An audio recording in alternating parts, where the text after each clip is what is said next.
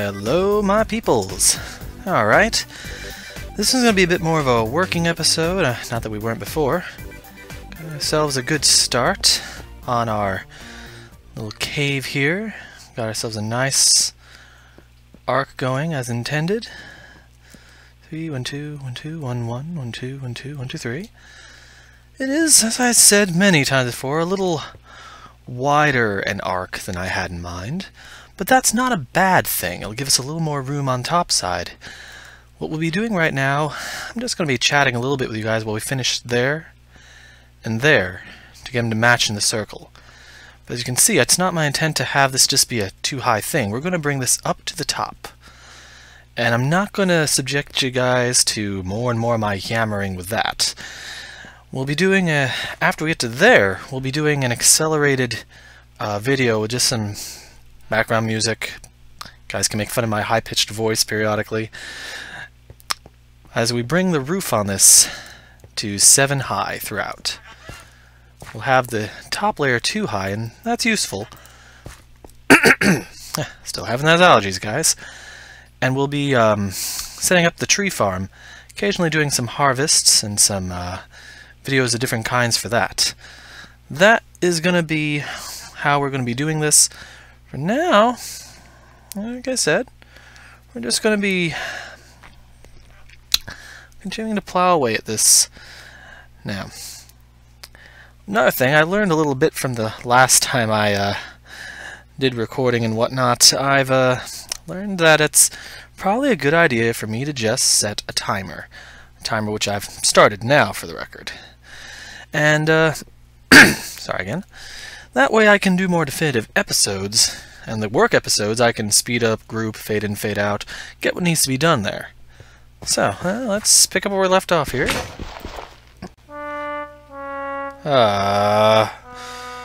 Well, shovel. Oh well, it's all good. Where's my crafting table? Here we are. Need a piece of wood. Need some more sticks again. I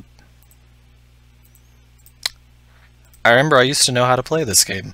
Shovels! And we are gonna go through these, that's for sure. Wait a minute. Why do I not have a sapling here? There we go. Okay, back to work. And I know also there's some mineral here. We got a good amount of iron. Over here, tap tap. Got some more iron, plenty of coal. Splash. Oh god, slimes. Moving on. Oh, more iron there. And who knows what's under this area and that area. Hopefully more. So, let us get to work. Take 2. Alright. So, as a first little thing, I want to welcome my first subscriber. Little shout out to you, Oberon. Thank you for subscribing. I'm glad you found my content interesting. Get to join in my art and laugh at my antics with the rest of us, which right now constitutes you and a couple of viewers, which, hey, it's a start. And who knows, someday if I make it big, you'll be able to say, yes, I knew Mycosa when he was little. I was his first subscriber, long before any of you ever thought, hey, he's interesting. Oh, crap. I knew him before he learned how to play, apparently. What was that? Why am I getting noises? Oh, well. Let's see here. So we're going to be dealing with some water in this area, apparently. That's alright. So, I've been doing some planning, some sorting and figuring out. There's certainly plenty going on to sort. My first goal in setting up this little underground area is just going to be getting that tree farm I mentioned. It's going to be part of what's going to be a larger tower. I'm fond of towers, cylinders, spheres, like I've mentioned. So my starting design is going to be a wizard's tower one. Now, people have done things like that before. I like to put my own little spin on it. And I've got a few ideas that should work out nicely for it. It's going to be a question of getting it handled first, getting the things laid out for it. Expanding the surface to cover the ground area. Maybe setting up some, getting some bone meal. Gonna have to hunt some skeletons for that, of course, but we'll be getting some things like that handled. And am I out of dirt? Huh, alright. There should be some in the chest. Yeah, here we go. Plenty of dirt. I got the dirt. What do we got here? We got more sand. Oh, this is going to be wet and fun, huh? Yeah, lots of fun. Let's play in the water. So, as I said, Wizard's Tower. I'm fond of things like that, and I'm planning on making this a bit of a world-smithing thing where eventually I'll be providing a map download so people can do their own ideas, show me what they like, perhaps even expand on it as all that as their own base for starts. I know other people have done things like that. I wish I were as creative with Redstone as some others I've seen. I'm not bad, and I'm certainly not afraid to open up Creative World, try some things out, but I admit I'm not as clever as some of the other ones with that. I do not have a mind of metal. I've got a mind of art and design and, well, sand at the moment. And water. Lots of water. Oh, daylight out, huh? Now, one thing I'm going to be doing in the near future, I don't have it in yet, but it's not going to be it's not going to have much of a point to it yet. I will be implementing a texture pack and occasional different designs for my character skin in this. I don't want to just be boring Ezio all the time. Not that Ezio's boring or anything, but there's other characters I also like, and I wouldn't mind highlighting those too. I'm fond of the Final Fantasy series, just for example, and I have actually gathered character skins from all 4 of the characters in I guess we'd call it Final Fantasy 3 in America now. I know the original Final Fantasy 3 that we got for the Super Nintendo was technically the 6th in the series, so in this case I'm talking about the Final Fantasy 3 game that was released in America for the Nintendo DS. Used a similar art system to when they did the remake for Final Fantasy 4, which was R number 2. I understood why they did the number changes. It was a little inconvenient figuring it out. Final Fantasy was a favorite of mine, just in general. I'm showing my age a little bit here. As I mentioned before and kind of lost my train of thought where were other things happening, I'm just shy of 30. I'd mentioned MC Gamer. What impressed me about him was that he's done everything, and I don't think he's even 25 yet. He's a chunk younger than me. Okay, one. Oh, bring forth the dirt. There we go.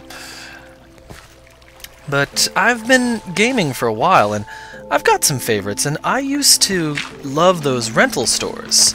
Where you could rent a video game, take it home for a bit. Places like Blockbuster, although places like Blockbuster are kind of fading into the background if they haven't gone already. With Netflix, Gamefly, things like that. But I used to rate whether or not a video store was worth joining when I was a kid, not like a single digits kid, by whether or not they had the original Final Fantasy available to rent.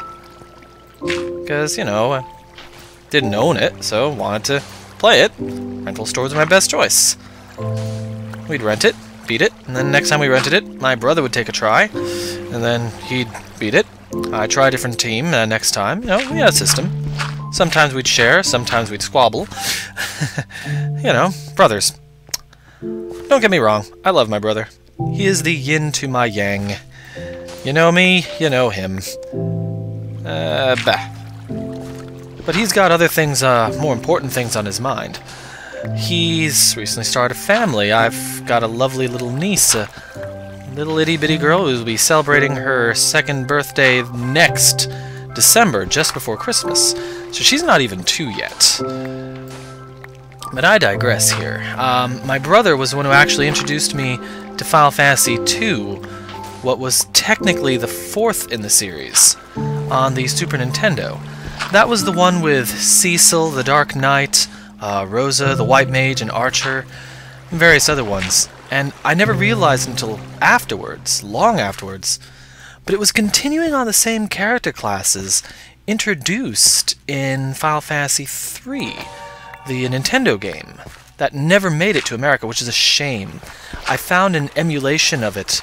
I was able to play it on my computer, and my god, it was a wonderful game. One of the most sophisticated Nintendo games, RPG-wise, I'd ever seen.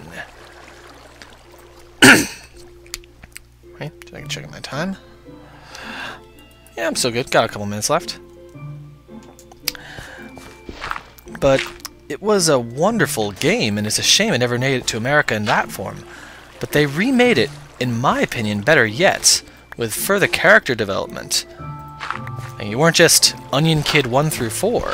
They had individual personalities and interactions. They did a good job with it. Worth getting if you guys have a Super Nintendo, not a Super Nintendo, a game, it is called a DS. There we go. But if you have a DS and you have an interest in this sort of thing, it's definitely worth your attention. And definitely worth a checkout. I don't know, maybe you guys have GameFly or anything like that. Or whatever's your pleasure. Get this all in one go, why not? Now let's hit that.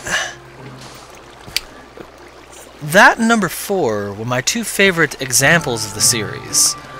For the longest time, I actually didn't even like Final Fantasy III, what was technically number 6, but brought to America as number 3 to avoid confusion. I didn't even like it at first. It was this steampunk design and style that with no character classes that I could tell at first to them.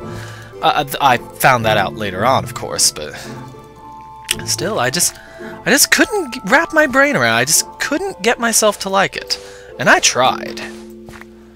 But it just wasn't working. And then finally I gave it a try, played through it, and I learned to like it. But number 3 and the real number 3 and number 4 are to this day still my favorites. Well, that's a question for you guys there. If you're fans of the Final Fantasy series, what's your favorite one of the genre? Feel free to comment, feel free to let me know. I would frankly love to hear what you guys liked. Now, that said, looks like we're nearing the end of this particular episode, and for once, I'm actually announcing it in time. So, I'm gonna bid you guys a fond adieu with this particular one. Thank you guys for watching. Bye-bye.